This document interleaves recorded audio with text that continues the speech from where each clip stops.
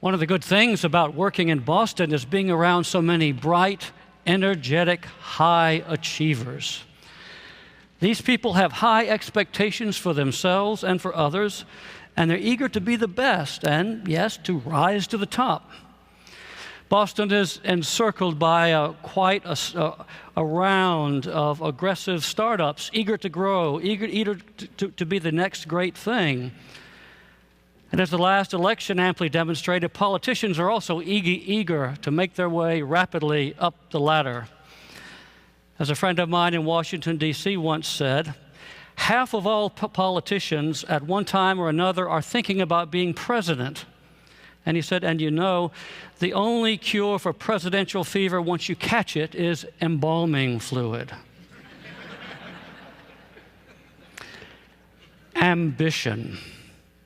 That's a good word for many in this city and in our aggressive American culture with heroes like Steve Jobs and Bill Gates and Warren Buffett. But you don't hear a great deal about ambition in church on Sundays, about our eagerness to stretch or risk or put ourselves out. Ambition is mostly a Monday to Friday word. And Christianity has generally disapproved of what it calls worldly ambition, the quest for success and wealth and fame. Just think of the long list of Jesus' sayings that don't want to have anything to do with ambition. Those who save their lives will lose them, he says, and those who lose their lives for my sake will find them. The last will be first, and the first will be last. Blessed are the meek, for they shall inherit the earth. These sayings will not help you rise the corporate ladder. In fact, Christianity has been accused of being a religion for the weak because it supposedly encourages passivity. We religious types are often not known for being particularly risk takers. But surely the energy and ambition that is part of our lives has somewhere in the kingdom of God. In his parable of the talents we just heard, Jesus gives us a picture of the importance of healthy ambition and the dangers of being passive.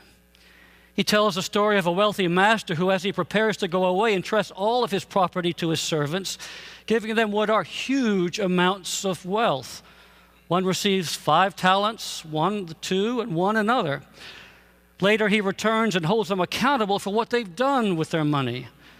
The two who went to work using their creativity and taking risks doubled their money. The owner sings their praises and rewards them extravagantly. But the story comes to focus on the unfortunate third man. He had been completely responsible and honest, but out of fear of entering into a high-risk venture and failing, he hid his 1 talent in the ground, and so only had that 1 talent to return to his master. And the master is furious.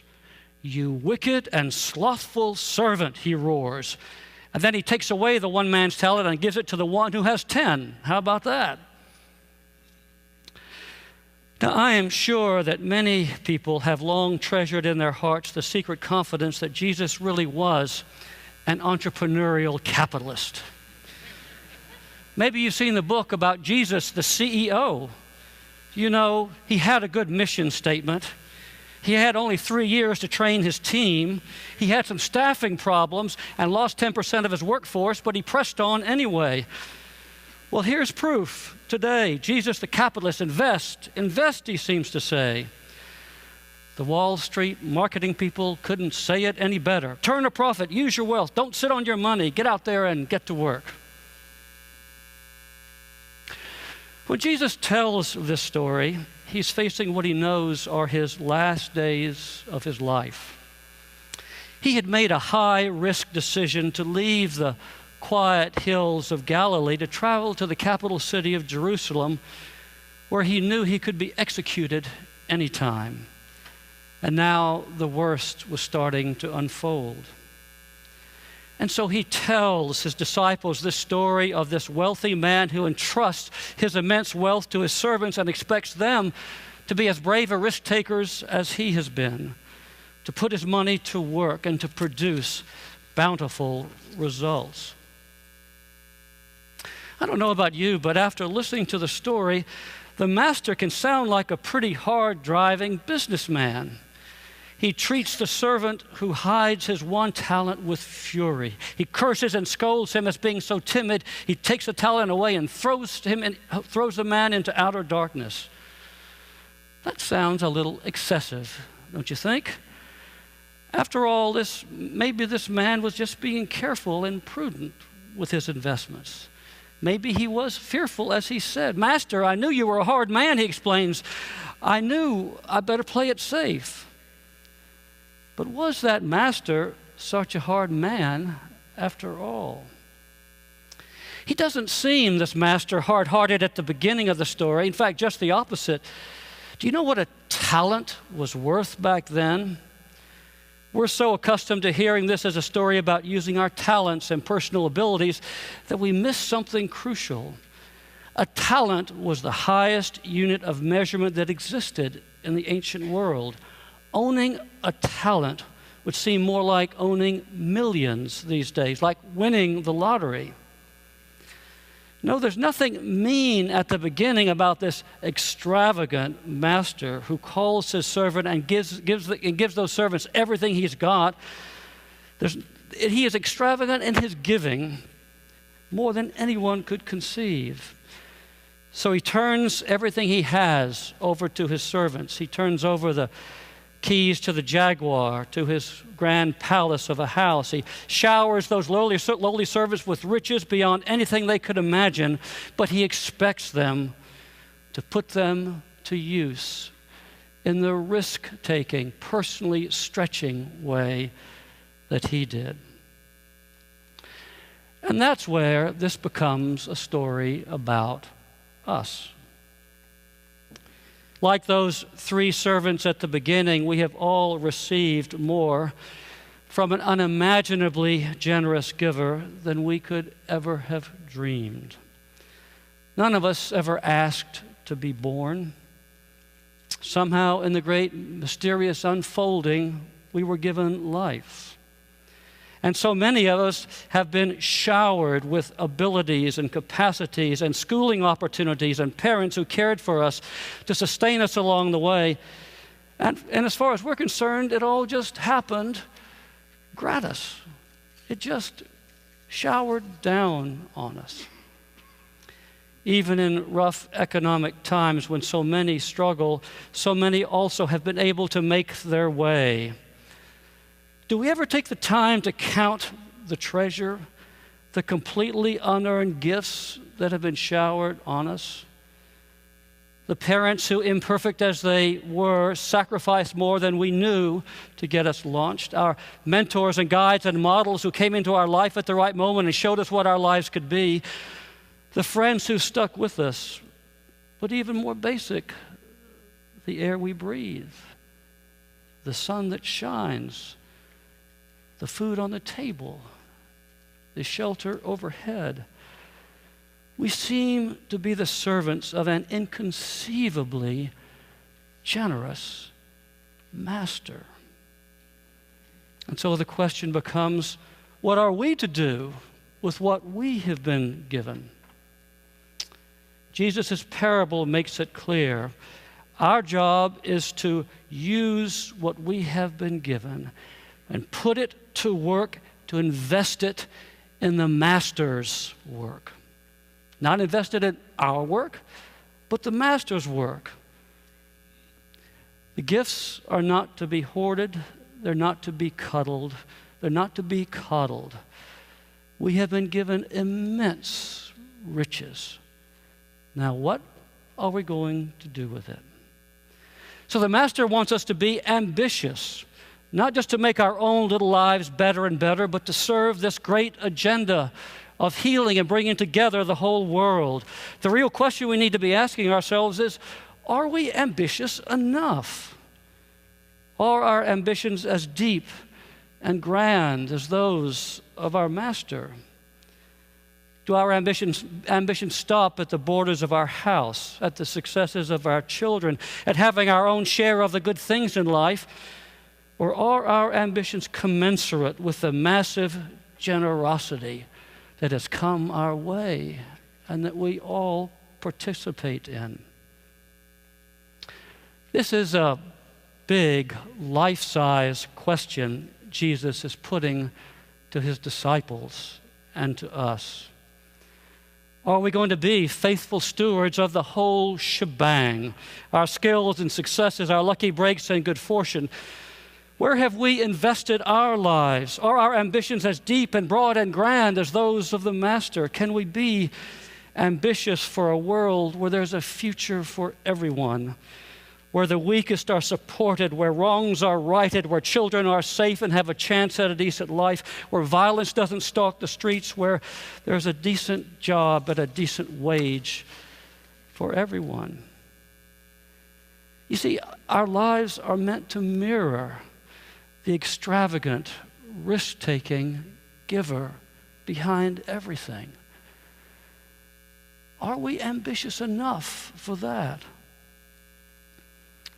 One of the privileges several years ago of working at the National Cathedral was being able to interview very impressive people week after week. And week after week, I was captivated by the kinds of ambition I met that was not political self-promotion ambition at all. I met a congressman who just a few years before had arrived in Congress and within the first 2 weeks ended up on a trip to Ethiopia, where he saw for the first time what dreadful poverty and ill health and hunger looks like, and it changed his life. He spent the next grand set of years, now 20 years, in Congress fighting for protecting and helping the hungry. I came across John Lewis, the great man of the civil rights era, who says that he made a career of putting himself in the way of things that were damaging human beings. That was a big enough ambition. Or the scientist Francis Collins, trying to cure an array of diseases as he created the human and developed the Human Genome Project. Just last Sunday night, watching 60 Minutes at the end of a full day, I saw the coverage of what's going on in the Ebola camps in West Africa, looking closely at the risks people are taking, at the people who are dying, of the successes and failures. And part of that was an interview of a young doctor there, back for the second time, planning to come back multiple more times. And the reporter said, "Why are you doing this? You're in danger. Why? Why would you invest like this?" And he said, "Well, because I'm a global citizen. And also," he said, "I'm patriotic and want to protect my country." That's ambition. Ambition to make a huge difference. I hate to say it, but not all of us are going to be heroic. Not all of us are going to do grand things at all. But are we ambitious enough with the particularities of our life? Are we ambitious to make a difference in the person next door, or the friend who is struggling, or what's happening on the streets of Boston? Are we ambitious enough to make sure that our life is making a difference in other lives? Are we ambitious enough in this season of pray, love, serve to actually want to become a person of prayer, a person connected to God? Are we stretching? Are we risking? Are we opening ourselves to be called into bigger lives than we imagined? Because we've been given so much. We're called to so much. To be really ambitious is to live a life with an open heart and spirit. It means caring for the well-being of those outside our circle. It means being willing to risk and to stretch for the Master's work, wherever it might turn out taking us. So I'll be specific. If we don't have a cause or a ministry or a relationship or two or three where we believe we are on God's side in making this troubled world a little better place, then we're not ambitious enough. This is Pledge Sunday at Trinity. In a few moments, many of us will bring forth our pledge cards with our financial commitments. This is our way of giving ourselves to Christ's cause in this city. It is part of our ambition to be part of this ambitious church as it looks at every corner of what it's doing to become more effective, more vibrant, having more impact on those who come and those who are beyond our walls. Today, we join ourselves as we pledge to the Master's cause. We say we want to be part of the healing of our own souls and the healing of our world. This parable of the talents suggests that the Master will be asking us some questions when we come to our end. They won't be simply, did you have a good career? Or did you live a comfortable, safe life? No, he's going to ask, were you willing to stretch yourself the way my son stretched himself for love? Will you be able to say that you invested your talents in ways that leave this planet or this city or this circle of your own life healthier, stronger, more alive? Did you risk yourself for my sake and for the sake of this struggling world? In short, were you ambitious enough?